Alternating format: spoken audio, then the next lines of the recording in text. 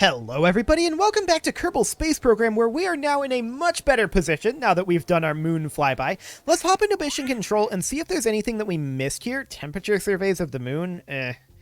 I think we'll pass on that. I generally don't like those too much. We do need to do science data from space around Kerbal. That's really easy to do. And we should probably think about setting up some sort of a communication satellite at some point around Kerbal.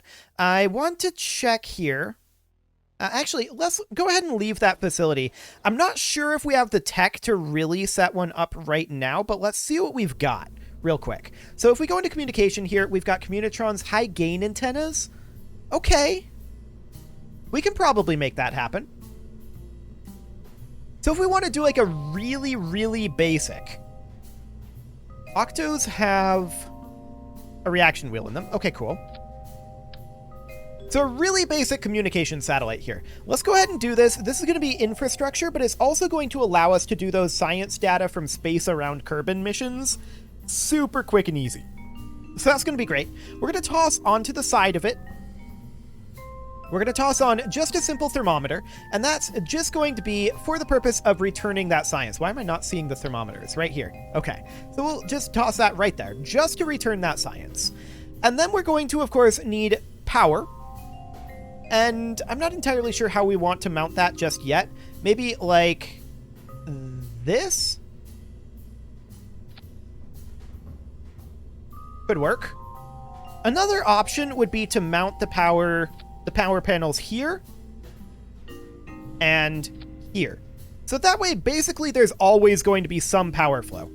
That'll be fine. And then we should probably put in like a rechargeable battery bank as well, just in case. We're not going to be bringing this back or anything, so we don't really need anything else there. Do we have fairings at this point? No, we do not. Okay, we don't have fairings, so this is going to have to launch fairingless.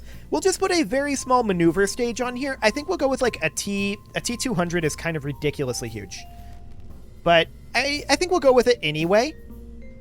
We'll just put in a T200, and our most efficient space engine would be, let's see here.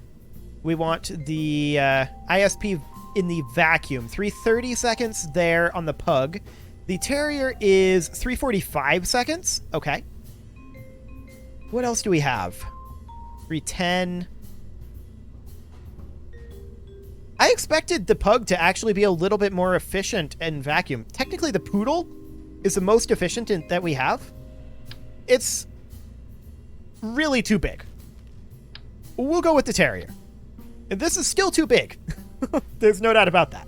We're going to need to put in our communications in here, and the range of the high gain antenna is it's a 5M rating. I'm not actually sure what that M stands for, like megameters, maybe? I don't know. But this high gain antenna is better. So we'll go ahead and run this one. It's going to be a little bit awkward when we're ascending through the atmosphere. We're going to have to make sure that we don't go too quickly through the atmosphere, otherwise that might burn off without a fairing. But this is going to be our ComSat Mark 1. It's a really low-tech ComSat, but it'll get the job done. So that should be fine. We do have a reaction wheel in here, so we're okay on that front. So at this point, all we need is a decoupler. This is a huge decoupler. We need like a TD12. There we go. And then we're going to put in simply like a... do we need... Hang on. What's the delta V of this thing in orbit? That's really high. Okay. So we probably don't need any more than this. All we would need is a first stage to deliver this.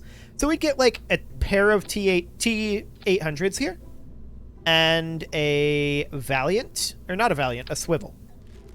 There we go. T45. What's our thruster weight looking like? 1.37. It's a little on the low end, but honestly, since we don't have a fairing, that might not be a bad thing. This would not on its own get us into orbit, so I think we will put a second stage on this, and then we'll just consider this part of the payload. So this will be a 2-stage rocket. We'll put like a T400, and we'll put a single Terrier on here. And the question is, what kind of weight is this going to be? Well, it's going to be too much for this stage to lift on its own. We already know that. We're going to need this stage to go into a new stage. There we go. Something more along the lines of that. That'll be fine. So obviously this is going to be too heavy to lift on its own. 1.12 is not a terrible thrust to weight, but it's not great. I mean, as the altitude comes up, our delta V gets ridiculous. Really, this might be okay. We'll be very slow off the pad, though. That's for sure. We could put on a couple of smaller SRBs just to get us off the pad. So, like, a pair of hammers. Something like this. Although, I think that's a little off-center. We'd put it something more like that. Yeah, that's slightly better. So this pair of hammers would have a thrust-to-weight ratio of 1.8, and we combine this together, and it's 2.56. This is too much, so we would want to thrust limit this down to around 50%. 1.66. That's a better thrust-to-weight, but since we have no fairing, I want to keep it down to like 1.4? Something like that. 1.32. 1.34. 1.36. Well, 1.39. 1.41. So back it off to like 35. 35.5. 35.5 would do the trick. Okay, there is no stage 4. And I doubt that this needs too much strut work, but we could put some strutting in. Connect it up to like this stage. It's not ideal, but it could work. I would prefer it if this was a single column, but we just don't quite have the power to lift this. So we'll save that as the Comsat Mark 1. This should be okay. We did lose a little bit of thrust to weight there due to the strut weight. So we're going to bump this up to like 36.5. Yeah, that'll be fine. And the burn time of this is not going to be huge, but the point of it is to get this close enough into space, and then this should only fire in space. So we should have more than enough here in theory, assuming that we actually get to space here, which we should. This is not going to be a simulated launch. I think we'll be absolutely fine. I don't think we're going to have a huge amount of drag from the antenna, because I'm pretty sure this part is physics-less, but we'll see. Okay. Let's go. And off we go. Decent vertical acceleration here. We're going to start pitching on downrange. Of course, this does not have any capability to lock prograde or anything. We'll get there later. We're already moving pretty well here. Our heading has drifted off. I'm not shocked by that. But yeah, getting a communication satellite up, this will complete one of our contracts, and will allow us to complete it in the future. This is certainly not how we're going to do satellite launches later on once we have a little more tech, but this will do for now. This is feeling pretty decent.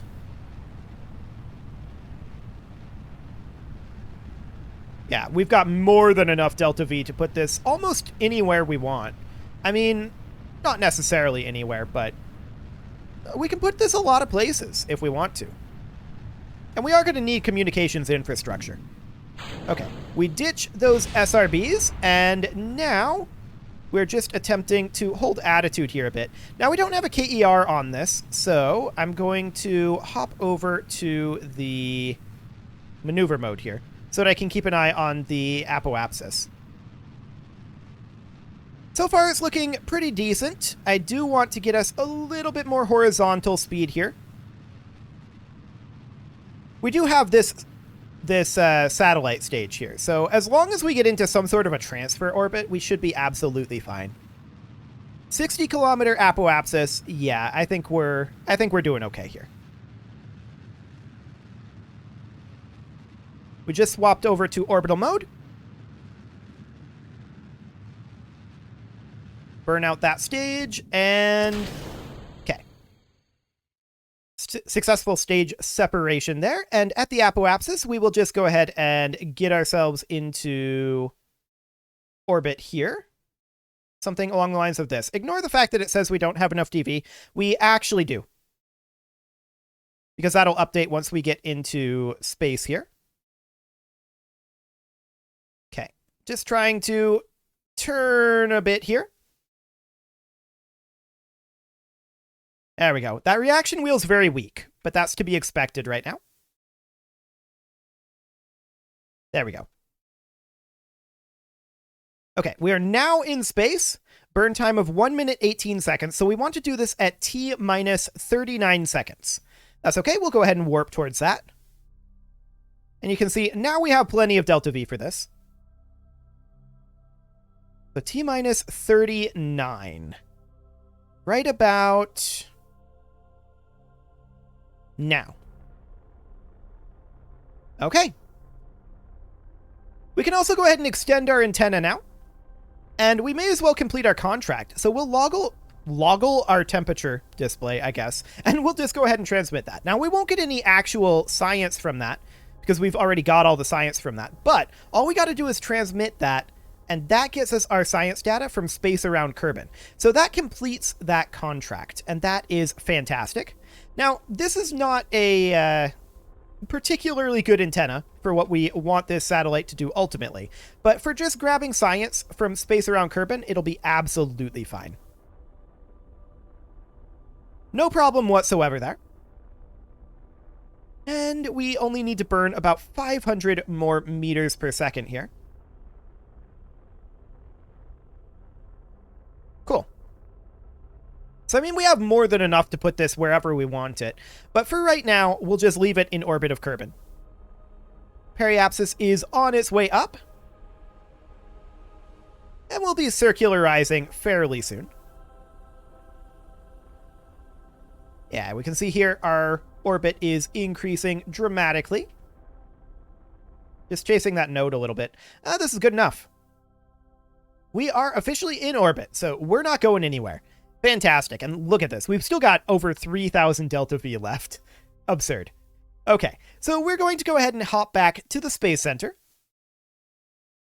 And let's see what we want to do next. We completed a contract, so let's take a look at our existing contracts, like what we can pick up here. Not a lot that we're interested in there, so we should instead maybe work on rendezvousing 2 vessels. So we could go ahead and do that. That's absolutely fine. We'll go ahead and create a new craft for this. Now, I think that we will take a 2-seater craft, and we're going to be bringing this back as well. This is going to be kind of a like quasi-Gemini mission, I guess, but we're going to be rendezvousing with the satellite we just put up, so that'll be fine. And we're going to, of course, need to bring this back, so we're going to put our standard like return capsule here. We're going to put in an experiment storage unit. We're going to put a Science Junior on here.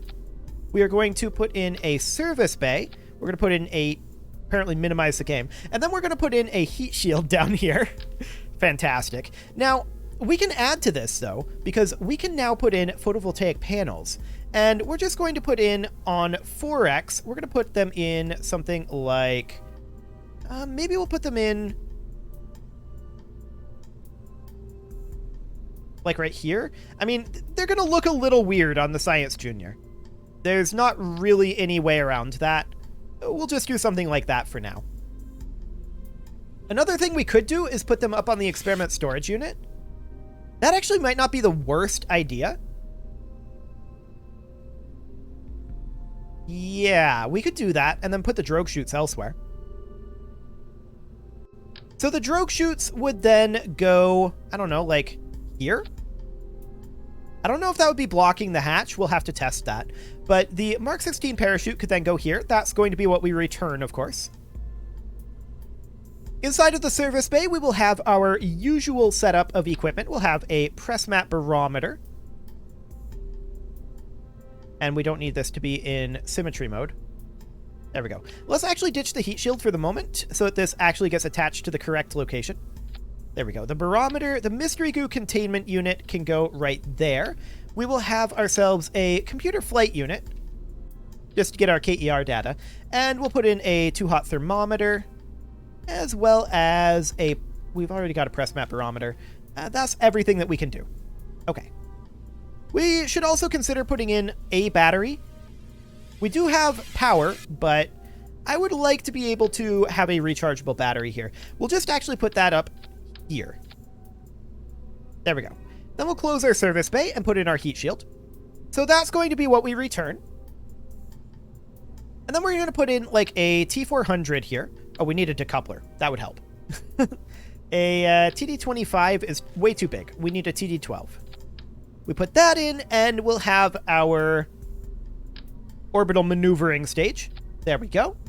And then we will put in a TD12 again. And now we'll have our booster stage. So, how do we want to do this? Well, we might want to try out our first liquid-fueled multi-booster. That wouldn't be the worst idea here. So we could have like 2 T800s. Like that. And then at the bottom of that would be a swivel. As we normally do. Not like that. That's interesting. But we're not going to do that. So if we look at this, obviously our thrust to weight is going to be pretty low. So that's something that we need to be concerned about. But what we can do here is we can do liquid-fueled side boosters now. So we can go into radial decoupling, like so. And then we can put in an extra pair of T800s on each side, like so. We're going to move this around a little bit, but something like that. And then a T45 right there at the bottom. And then we would need to get these moved a bit, so we will just change the position of that to be about like this. So we're sitting on all three of them. That'll be fine. And we'll put in some aerodynamic nose cones. Excellent.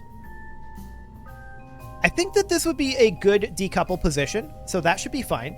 We will need to strut this together, and we will absolutely strut it from here to up above this decoupler, right? So we would like it to go up onto this T400, somewhere around here. Cool. And we're going to strut it on the bottom as well, since we have plenty of parts budget at this point. So we can just strut it like that. That's not pretty, but it'll get the job done. And then we can run fuel ducts from the outside to the inside, like so. Again, it's not pretty, but it'll get the job done. So the way that this is going to work is we fire all three of these. We'll pull from the outside tanks only. So by the time these detach, this center tank will remain completely full. And so we'll be launching the center rocket here. This is just a heavy lifter, essentially. Like, this is very similar to like a Falcon Heavy in concept. It's basically the same thing, except much simpler. So we're going to call this our, like, what do I want to call it? This is a sort of a Gemini-style mission. Of course, we don't have the width currently to do this all in one stage. Like, I mean, I understand that Gemini didn't use Saturn V's, but we don't have that kind of tech right now. We're not at that level. But for now, I think I'll just call this the I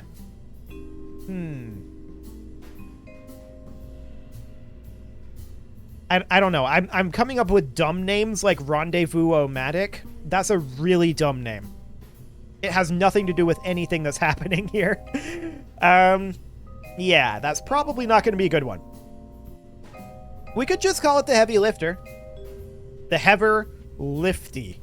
Mark 1. Perfect. We're going with the typo. The Heaver Lifty. Okay. So that's, I guess, what we're going with. It's a terrible name. Absolutely awful. Now, we're not actually going to launch this. I want different pilots inside of it. Or rather, I want a pilot, probably Valentina at this point, and I want Bob in there for sure, not Bill. I think it's going to default to Bill, but the reason that we're going out to the pad is I want to verify that the hatch is not blocked. That's a jaunty angle. Okay, we're probably not entirely aligned here. Let's go ahead and have Bill EVA. Cool. Okay, so we'll hop back in. That's perfect.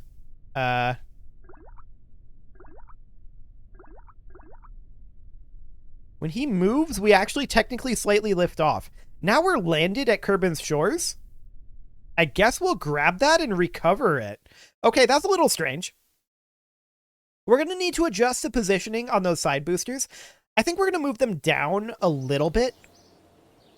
But I guess we'll take 2.4 science. Actually, we got 0 science from that. Yeah, that makes sense. Does it? Maybe. That might make sense. But yeah, I didn't like the jaunty angle that we were sitting at. That's for sure. So we're going to go ahead and move these. Ooh, hello. I want to grab this part. Thank you very much. There we go. We're going to move them down just a little bit. And yeah, it kind of breaks a little bit here, but it should be fine. And then, like I said, I don't want to have Bill in this. I want to have Valentina, and I want to have Bob. Okay. So let's go ahead and launch this. We'll see if we're still at a jaunty angle. And we're not going to do the most efficient of rendezvous here. I'm just going to quick and dirty it, but that's fine. We don't have to be super efficient. That's a much less jaunty angle. Cool. I like it. Although it seems to be extraordinarily windy. But that doesn't seem to be affecting us in any meaningful way. Now you can see that the ComSat has passed over a while ago. This is not the exact correct time to launch, but we'll just go ahead and do it anyway. Off we go. What is our thrust to weight here? Oh, that's actually kind of perfect. And you can see here in the center tanks here, they are not being drawn from. We are only drawing from the outside tanks. So that's wonderful. We've got about 60 seconds of burn here. We'll go ahead and start doing our gravity turn a little bit. And we're just going to do a quick and dirty rendezvous here. It's not going to be finished this episode, I think, but we'll get into orbit and then we'll do the rendezvous next episode. That'll be absolutely fine. Excellent. And now we have Bob along, so we can grab whatever science we get. I'm not expecting too much science from this, though. We're definitely seeing some aerodynamic pushback. I'm not shocked by this. Ooh. Okay. We're definitely seeing some aerodynamic pushback. Well, now. Okay. So we're just going to try to sit retrograde here. And again, I'm not super shocked by this. We definitely need some aerodynamics here. I should have thought of that. I didn't. But I should have. Okay. So we're just going to try to get ourselves over to retrograde here. And we're going to try to hold there for a bit. And we're going to bring this right on back down. Okay. Just a very small burn here, and the point behind this burn is not to slow us down, but just to hold us retrograde. Since our reaction wheel that we actually don't have, that's something I should have thought of too. Our reaction wheel isn't going to cut it, because we don't have a reaction wheel. So we're just going to slow ourselves on down a bit here, and we're just going to go for a powered landing, I think. I do want to deploy our chutes. There we go. And we'll see how much that actually slows us down when these chutes deploy. This is way heavier than we were intending to come back with the chutes. So we're going to go ahead and burn here and bring that on down. We're going to be running out in the side tanks very shortly. But this speed is not too bad, actually. Yeah, this is okay. Not bad for a flight abort. I like it. So, identified problems. We have no reaction wheel. That is absolutely something that we need to change. And we need to change our aerodynamic profile. That's for sure, too. Ooh, that was a little too much. Cool. Surprisingly, we managed to recover the entire vehicle. I love it. That is great. And we had just exactly burned out these side fuel tanks. Okay, so we'll go ahead and recover that. And we need to make those changes. And then once we get those changes properly made, then we'll get this thing up there to rendezvous. That'll be fine. I can't believe I forgot that.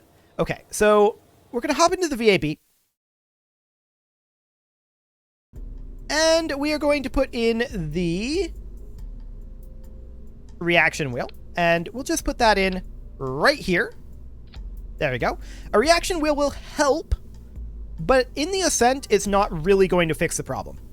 What we really need is to look at our center of mass and our aerodynamic overlay. You can see here, our aerodynamic center is way up here.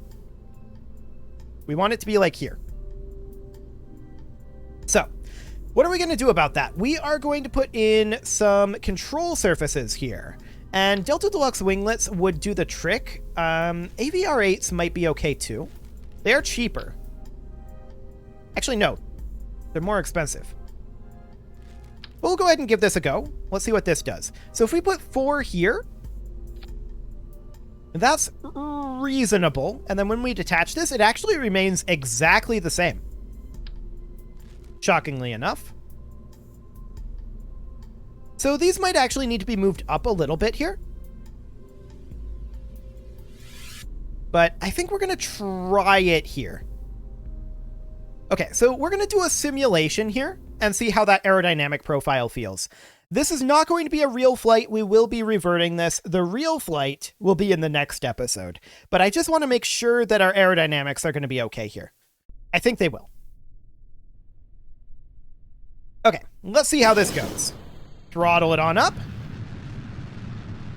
And let's see how these control surfaces feel. I mean, we have a lot of control here. There's no doubt about that. This is much, much better. Oh yeah, look at that. That's something I'm doing, by the way, that rock. That's not something that the rocket was doing. I was giving those orders. The rocket is straight as an arrow, no matter where we point it. So this is great. Of course, that will change. We'll get a lot more aerodynamic forces as we... this is not a good ascent profile, and I don't intend it to be. We will get a lot more aerodynamic forces as our speed increases, and that's to be expected, but I want to feel how it feels after we detach the side boosters here. We never got that far previously, remember? And we burned a lot of speed doing those weird maneuvers, so we're not going to get as far as we possibly could have there.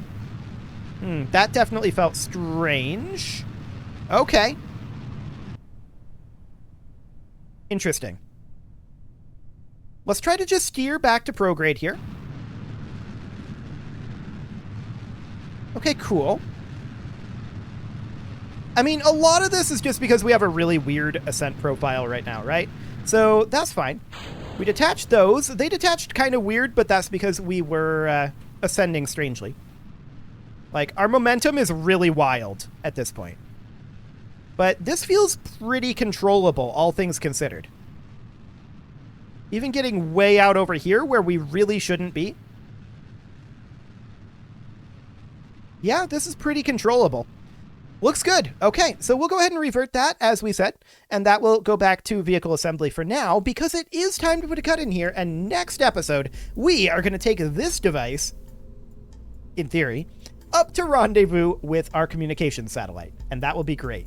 You can leave your offerings to the engagement gods in the form of likes, comments, subscribes, and bell ringings, and I will see you all next time.